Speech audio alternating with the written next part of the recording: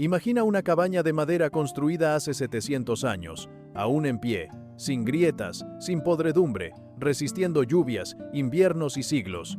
Ahora piensa en una valla moderna, recién instalada, que en apenas 5 años empieza a desmoronarse. La pregunta es inevitable. ¿Cómo lograron los constructores medievales que su madera durara tanto tiempo sin pinturas, sin barnices ni productos químicos?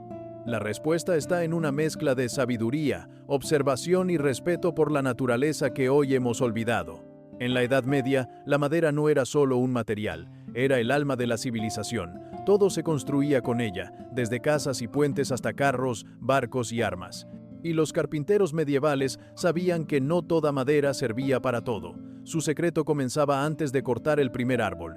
Elegían el árbol adecuado, en el lugar y el momento correcto. No se talaba al azar. En los bosques de Europa, cada especie tenía un propósito específico. El roble para las vigas y estructuras, el castaño para exteriores, el abeto y el pino para techos y barcos, el olmo para ruedas y herramientas.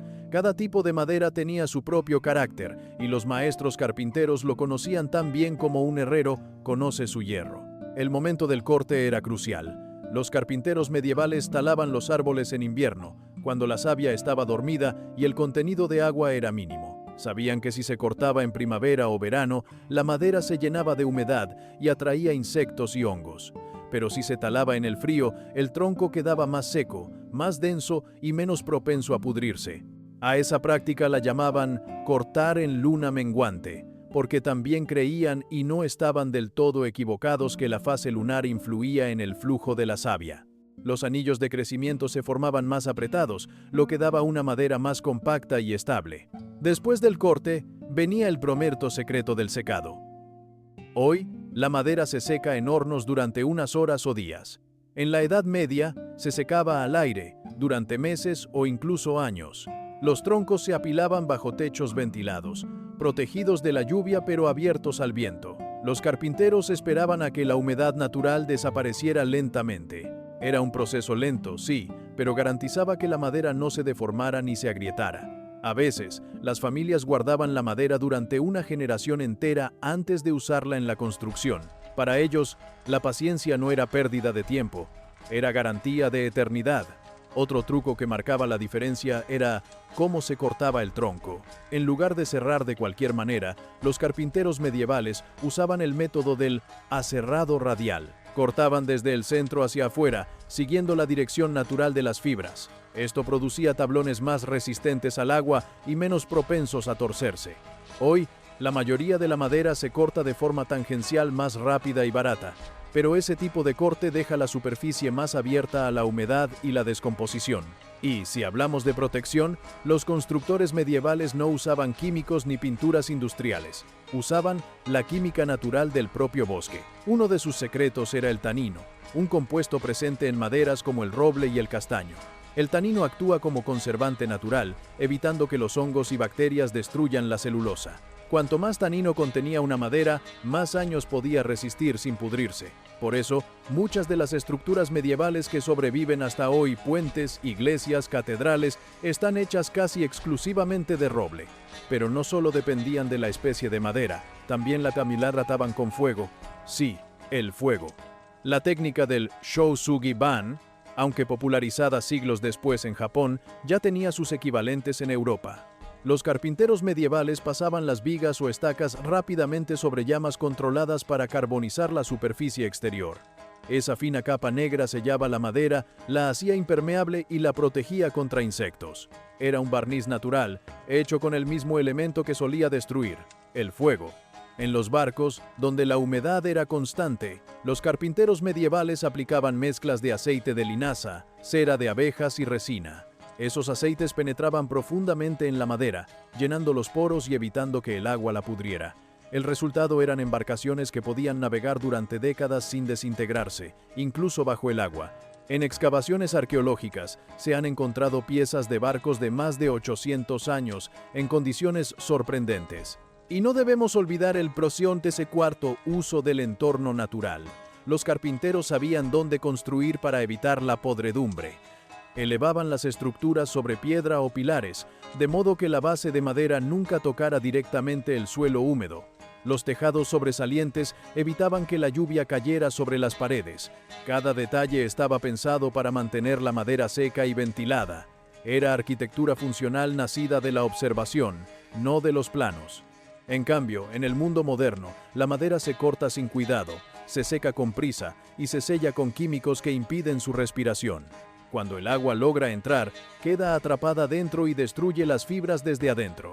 En pocas palabras, la madera moderna muere porque está viva en un ataúd, herméticamente sellada, sofocada, incapaz de adaptarse. Los carpinteros medievales trataban la madera como algo vivo. Entendían su naturaleza, su olor, su sonido, incluso su comportamiento con el clima. Podían golpear una viga y, por el eco, saber si estaba lista o aún húmeda. En sus talleres, el olor a resina, humo y aceite era señal de trabajo bien hecho. No había planos digitales ni cálculos computacionales, pero cada construcción sobrevivía siglos. Ejemplos hay miles. Las vigas del techo de Westminster Hall, en Londres, fueron colocadas en el siglo XIV y siguen firmes. Las casas de entramado de madera en Alemania y Francia, con más de 600 años de antigüedad, aún se habitan. Incluso barcos vikingos encontrados bajo tierra conservan su estructura intacta. Lo que los une no es la suerte, sino la misma verdad simple. La madera dura cuando se respeta su naturaleza. La diferencia entre la madera medieval y la moderna es la misma que entre un vino envejecido y una bebida instantánea.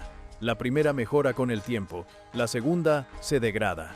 Los antiguos no buscaban la perfección visual, sino la durabilidad real. No querían que la madera luciera bien en el primer año, sino que siguiera viva cuando ellos ya no estuvieran.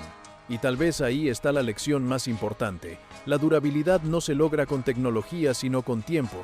Los carpinteros medievales no fabricaban para vender, fabricaban para permanecer. Y esa mentalidad, más que cualquier técnica, es lo que convirtió su madera en un material inmortal. Porque el secreto no estaba solo en cómo la trabajaban, sino en cómo la entendían, no como una simple materia prima, sino como un legado. El poder de la madera medieval residía en su conexión con el entorno. Los carpinteros de esa época no solo usaban la madera, convivían con ella. Sabían cómo se comportaba cada especie según el clima, la altitud y el tipo de suelo. No existía una fórmula universal. Lo que funcionaba en Escandinavia no era lo mismo que en el Mediterráneo.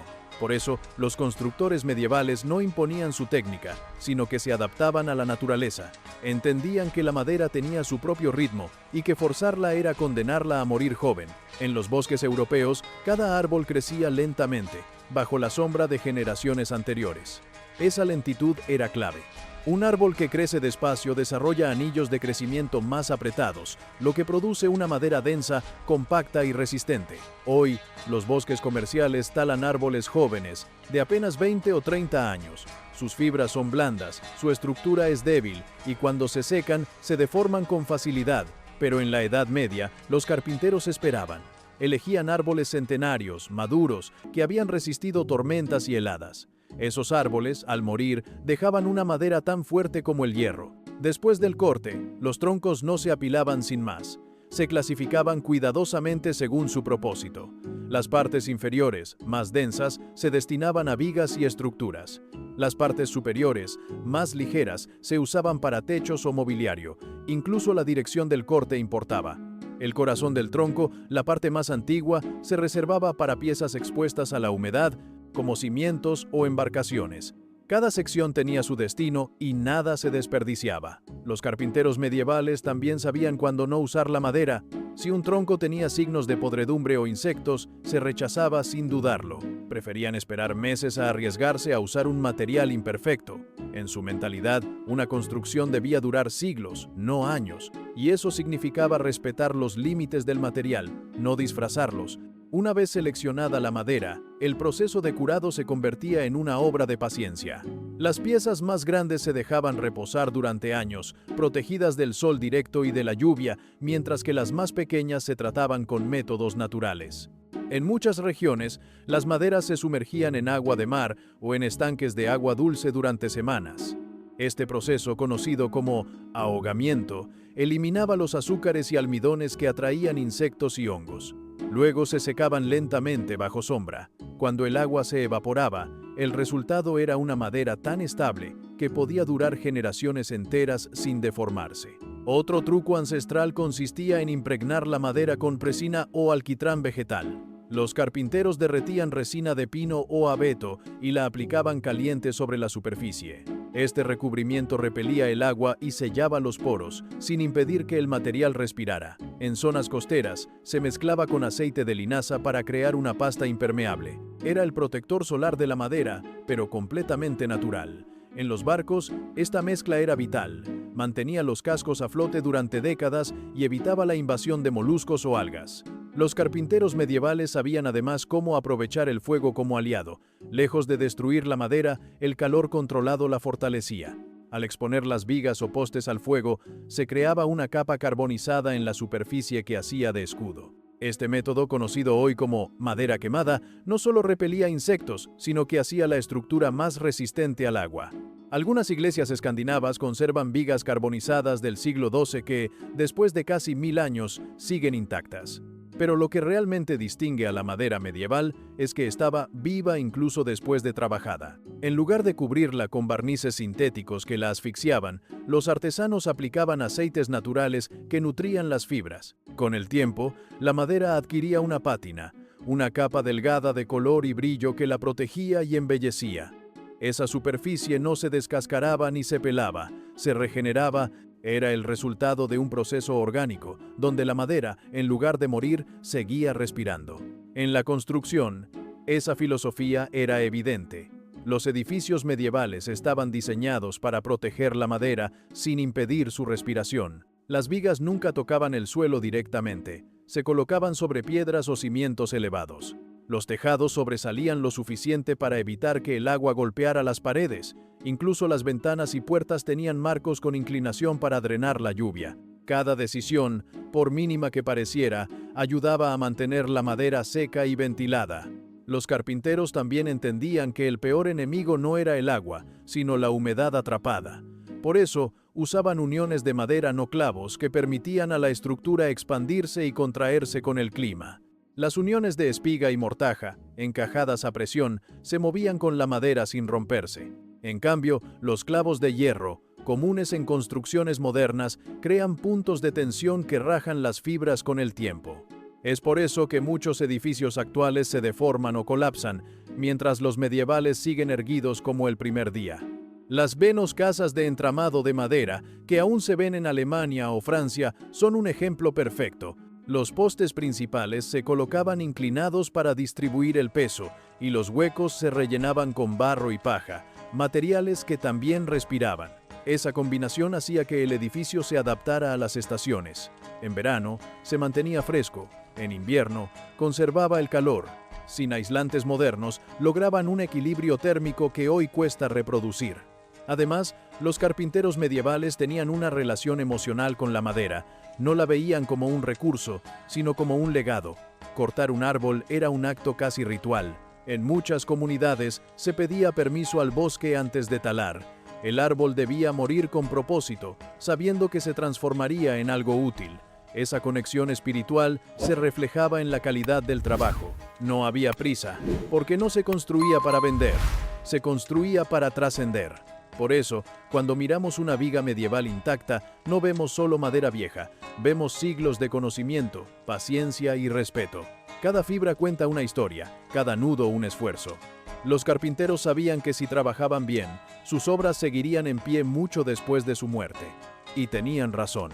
Mientras tanto, en el presente, nuestras casas se levantan en semanas con maderas tratadas químicamente, selladas con pintura y pegamento. Parecen perfectas al principio, pero el tiempo las destruye desde adentro. No hay aire, no hay vida, solo un material apresurado, condenado a desintegrarse. Los carpinteros medievales, en cambio, nos demostraron que la verdadera inmortalidad no está en evitar el envejecimiento, sino en trabajar con el tiempo, no contra él. La madera medieval no sobrevivía por casualidad, lo hacía porque era parte de un sistema perfectamente equilibrado entre el entorno, la técnica y la paciencia humana. Los carpinteros medievales entendían algo que hoy parece olvidado. No se puede dominar la naturaleza, solo colaborar con ella. Cada decisión que tomaban desde la elección del árbol hasta la forma del tejado estaba pensada para que el tiempo se convirtiera en aliado, no en enemigo. En los pueblos medievales, los talleres de carpintería eran centros de sabiduría. Los maestros transmitían su conocimiento de generación en generación, no en libros, sino en gestos y costumbres. Se enseñaba a escuchar la madera, su sonido al golpearla, su olor al cortarla, su color al secarse. Cada tipo de árbol tenía su propio lenguaje. El roble, por ejemplo, respondía al golpe con un sonido sordo y firme, señal de que sus fibras estaban compactas. El abeto, en cambio, emitía un eco hueco que revelaba su ligereza. El buen carpintero podía decidir el destino de una pieza solo con oírla. Los detalles de construcción eran igualmente meticulosos. En los techos, las vigas principales siempre se colocaban con la corteza original, mirando hacia afuera. ¿Por qué? Porque esa parte del tronco era la más resistente al agua. Al mantenerla en su posición natural, se aprovechaba su barrera biológica contra la humedad. Lo mismo ocurría con los postes enterrados. Se invertían, colocando la parte superior del árbol la más joven y densa hacia abajo, porque resistía mejor la descomposición. Esas decisiones, invisibles a simple vista, explican por qué muchas estructuras medievales siguen de pie siglos después. En los barcos y molinos, la precisión era aún más asombrosa. Los constructores sabían que la madera debía trabajar con el agua, no contra ella. En los cascos de los barcos se combinaban distintas especies. El roble para la quilla, por su dureza, y el pino para las cubiertas, por su ligereza. Cada tabla se curvaba a fuego lento y se unía con resina natural, lo que la hacía flexible y resistente. Esa misma comprensión del comportamiento del material permitió a los vikingos, por ejemplo, construir naves que cruzaron mares enteros sin una sola gota de metal. Otro elemento esencial era la ventilación. Los carpinteros medievales sabían que la madera no debía permanecer cerrada ni cubierta por completo. Por eso, incluso las paredes macizas incluían pequeños espacios o rejillas que permitían la circulación del aire. Esa corriente constante impedía la acumulación de humedad, el verdadero enemigo de la madera. En los graneros, los pisos se elevaban varios centímetros del suelo, permitiendo que el viento soplara por debajo. En los monasterios, los techos estaban diseñados con aberturas ocultas que mantenían el aire seco sin comprometer la temperatura. El secreto del éxito medieval no estaba en proteger la madera del ambiente, sino en hacer que respirara con él. Si la madera se mojaba, debía poder secarse. Si se expandía con el calor, debía tener espacio para moverse. Por eso, las uniones tradicionales eran de madera sobre madera, sin tornillos ni clavos metálicos. Los metales, al oxidarse, deterioraban las fibras y generaban grietas internas. En cambio, las juntas de espiga y mortaja, talladas con precisión, encajaban como piezas vivas que se adaptaban a los cambios del clima. Este principio de construcción flexible, usado en templos japoneses y catedrales europeas, es una de las razones por las que tantos edificios medievales sobrevivieron terremotos, guerras y siglos. Además de su estructura, la madera medieval estaba protegida de manera orgánica y económica. Los carpinteros mezclaban productos naturales disponibles en su entorno. En los países nórdicos usaban alquitrán vegetal extraído de los pinos, que repelía el agua y los insectos. En el sur de Europa, aplicaban aceite de oliva caliente mezclado con cera de abejas. En zonas frías, combinaban sebo animal y resina. Ninguno de estos métodos sellaba la madera por completo. Al contrario, la mantenían viva, alimentando sus fibras con aceites naturales. Lo curioso es que, siglos después, la ciencia ha comprobado que muchos de estos métodos eran químicamente perfectos. Los taninos del roble, los ácidos de las resinas y los aceites vegetales actuaban como antioxidantes naturales, ralentizando la degradación. Es decir, los carpinteros medievales, sin microscopios ni laboratorios, descubrieron por observación lo que hoy confirmarían los químicos modernos. En el ámbito religioso, la madera alcanzó su máxima expresión. Las grandes catedrales góticas, como Notre Dame en París o la de Salisbury en Inglaterra, tienen estructuras de madera que sostienen toneladas de piedra. Esas vigas, hechas hace más de 700 años, siguen tan firmes como el primer día. Los arquitectos medievales diseñaron esos esqueletos como si fueran bosques invertidos. Cada viga era una rama, cada soporte, un tronco. Y, como en un bosque real, cada parte trabajaba con las demás para mantener el equilibrio. La durabilidad también se debía a un factor que rara vez se menciona: el uso continuo. En los pueblos medievales, los edificios no se abandonaban. Si una viga se agrietaba, se reemplazaba. Si una pared se desgastaba, se reforzaba. La madera, al mantenerse activa, respiraba y se conservaba mejor. En cambio, cuando una estructura moderna queda desocupada, la humedad y el abandono la destruyen en cuestión de años. La vida cotidiana, con su calor y movimiento, era el mejor conservante. Y es que el verdadero secreto de la madera medieval era su relación con el tiempo. Los carpinteros sabían que el material cambiaría, se expandiría, se contraería, se curvaría. No intentaban evitarlo, sino anticiparlo. Diseñaban con margen, con flexibilidad.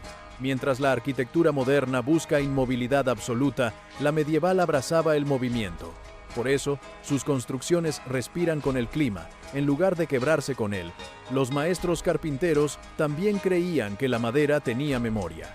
Decían que un árbol que había crecido junto al viento resistiría mejor las tormentas si se usaba en techos o barcos. Por eso, al cortar, orientaban las vigas de acuerdo a la dirección original del crecimiento. Creían que la madera recordaba su posición natural, y la ciencia moderna lo confirma. Las fibras conservan tensiones internas que se comportan de manera distinta según cómo fueron cortadas. Ese nivel de detalle y respeto hizo que la madera medieval se convirtiera en una extensión del paisaje. Los edificios parecían crecer del suelo, no imponerse sobre él. Las casas se integraban con los bosques, los puentes con los ríos, los barcos con el mar. Todo formaba parte de un mismo ciclo natural, en el que cada pieza cumplía su propósito y volvía al entorno sin contaminarlo. Hoy, cuando vemos una estructura de madera moderna deteriorarse en apenas unos años, estamos viendo el resultado de haber perdido esa conexión. La prisa reemplazó la paciencia, la industria reemplazó la intuición y la durabilidad se sacrificó por la rapidez. Pero las estructuras medievales siguen en pie, silenciosas, recordándonos que la madera no muere si se le da tiempo para vivir. Esa es la paradoja que los carpinteros medievales comprendieron mejor que nadie. La madera, cuando se la respeta, no envejece, madura. Se endurece, se embellece y se vuelve parte del mundo, no víctima de él. Y por eso, aunque los hombres que la tallaron ya son polvo, su obra sigue resistiendo el paso de los siglos. La madera medieval no era solo materia prima, era un símbolo de permanencia. Cada viga, cada tabla, cada poste era tratado como si tuviera alma. Los carpinteros sabían que el árbol había tardado décadas, incluso siglos, en crecer, y su deber era honrar ese tiempo creando algo que perdurara otros tantos siglos más. Por eso, cuando trabajaban, lo hacían con un respeto que hoy hemos olvidado. No construían para vender, sino para dejar huella. Esa visión de la madera como algo casi sagrado se reflejaba en todo. Desde la tala hasta el último golpe de martillo, el proceso era una conversación entre el hombre y la naturaleza. Si un árbol caía, se usaban todas sus partes: el tronco para vigas, las ramas gruesas para marcos, las finas para herramientas o combustible. Incluso las virutas se reutilizaban para encender los hornos o proteger los suelos del taller. Nada se desperdiciaba, porque cada fibra tenía valor.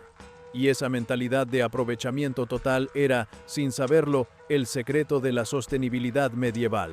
Pero no se trataba solo de eficiencia, se trataba de equilibrio. Los carpinteros medievales sabían que si tomaban demasiado del bosque, el bosque moriría, y con él, su oficio. En muchos lugares, se establecían normas comunales para regular la tala. Algunos pueblos tenían calendarios específicos para cortar ciertos árboles, y otros exigían plantar uno nuevo por cada tronco utilizado. Era una forma rudimentaria, pero efectiva, de mantener el ciclo natural. Ellos comprendían que la madera era un recurso vivo, no un producto infinito. Una vez convertida en construcción, la madera seguía siendo cuidada. Los campesinos engrasaban las vigas con aceites naturales cada pocos años. Los marineros cubrían sus barcos con alquitrán antes de cada temporada. Los monjes revisaban los techos de los monasterios después del invierno. No esperaban a que algo se rompiera para repararlo, prevenían el deterioro. En eso radicaba la verdadera durabilidad. No era solo la calidad del material, sino la relación constante con él. El paso del tiempo, lejos de debilitar la madera medieval, la fortalecía. La exposición al aire y al sol endurecía su superficie, creando una capa protectora natural. Con los años, adquiría una tonalidad más oscura, más rica, como si cada estación la pintara de experiencia. Esa pátina era su escudo. Por eso, cuando vemos una viga antigua con grietas superficiales, no estamos viendo daño, sino longevidad.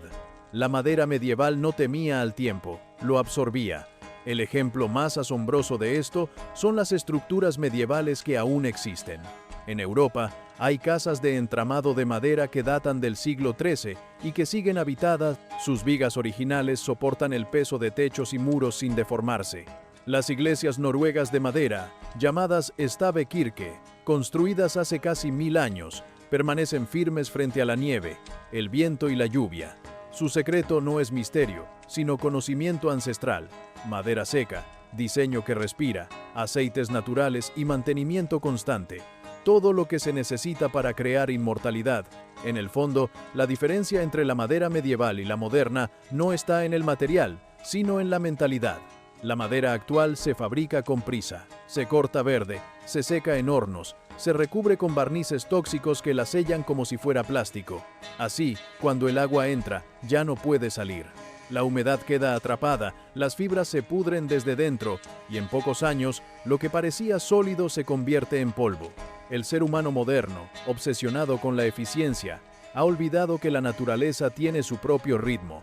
Los constructores medievales, en cambio, no luchaban contra el tiempo, lo incorporaban. Entendían que el verdadero enemigo de la madera no era la vejez, sino la impaciencia. Por eso, una casa podía tardar años en completarse, y nadie se quejaba. Sabían que la recompensa era una estructura capaz de resistir generaciones.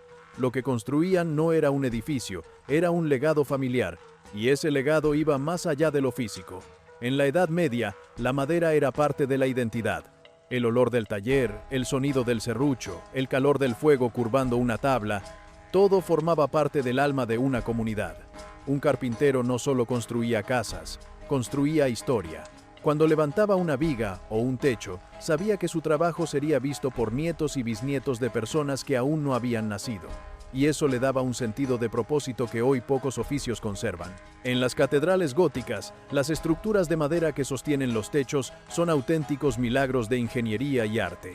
Cada viga está ensamblada con precisión milimétrica, sin clavos, solo con encajes y cuñas. Muchas de esas estructuras sobreviven desde hace más de 7 siglos, a pesar del fuego, las tormentas y el paso del tiempo. ¿Por qué? Porque fueron pensadas para respirar, moverse y adaptarse. En la madera medieval, la flexibilidad era sinónimo de fuerza. El fuego, el agua y el aire, los elementos que más destruyen la madera moderna, eran, para los artesanos antiguos, aliados. El fuego servía para endurecerla, el agua para limpiarla, el aire para curarla. Ninguno era enemigo, porque todos formaban parte del mismo ciclo. Esa comprensión elemental, casi filosófica, hacía que su trabajo fuera más que técnico, era espiritual.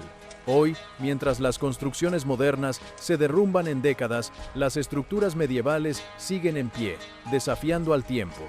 Sus vigas, ennegrecidas por los años, no son ruinas, son testimonios. Nos recuerdan que la durabilidad no se compra, se cultiva, que los materiales no fallan cuando se les respeta, y que la verdadera tecnología no está en acelerar procesos, sino en entenderlos. Quizás esa sea la gran lección que nos dejaron los carpinteros medievales. La madera no se pudre cuando se le da tiempo para vivir. No necesita pintura, ni barniz, ni milagros industriales. Solo necesita lo que siempre tuvo: aire, paciencia y manos sabias. Ellos no construyeron para su presente, sino para nuestro futuro. Y lo lograron. Porque cuando un trozo de madera sobrevive 1000 años, no es solo una prueba de técnica, es una prueba de humanidad. Es la demostración de que el respeto por la naturaleza puede vencer al tiempo. Los carpinteros medievales ya no están, pero sus obras siguen hablando. Y su mensaje es claro: si tratas la madera como algo vivo, ella nunca muere.